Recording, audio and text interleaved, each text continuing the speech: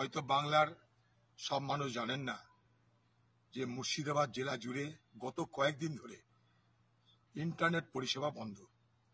কারণ হিসাবে দেখানো হচ্ছে বেলডাঙ্গায় সাম্প্রদায়িক উত্তেজনা। এর আগেও নির্বাচনের সময় শক্তিপুরে রামনবমীর দিনে এইভাবেই সাম্প্রদায়িক উত্তেজনা তৈরি করা হয়েছিল পরিকল্পিতভাবে, ভোটে হারানোর জন্য, সাম্প্রদায়িক বিভাজনের জন্য। এবারেও একটা উৎসবের দিনে পরিকল্পিতভাবে আবার সেই ষড়যন্ত্র করা হলো। কি ষড়যন্ত্র লোকে জানলো না, কিন্তু মানুষের মধ্যে বিভেদ, বিচ্ছেদ আর হানাহানি তৈরি করার পরিবেশ তৈরি হলো। স্থানীয় প্রশাসন অর্থাৎ বেলডাঙ্গার যদি লোকাল প্রশাসন তৎপর থাকতো তাহলে এই ঘটনা ঘটতো না, সারা বেলডাঙ্গার মানুষ বলছে।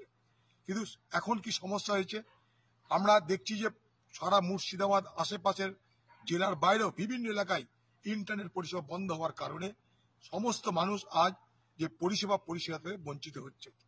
যেমন মণিপুরের 7টা জেলায় ইন্টারনেট বন্ধ, তার কারণ আমরা জানি, কিন্তু হঠাৎ করে বহরমপুর সমেত গোটা মুর্শিদাবাদ জেলা এবং তার আশেপাশে ইন্টারনেট পরিষেবা বন্ধ হওয়ার পিছনে কত বড় কারণ আছে সেটা কিন্তু আমরা কেউ জানি না।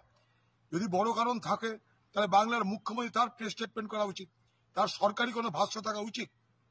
কিন্তু সবাই আমরা অন্ধকারে।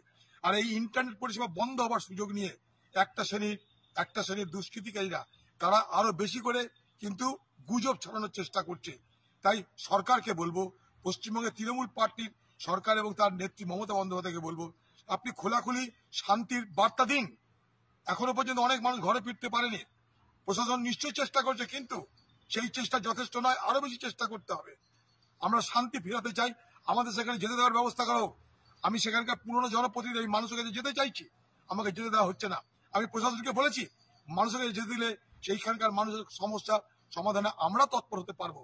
আজকে মণিপুর আর বহরমপুর সমেত গোটা জেলাকে একাকার করে দেওয়া হলো।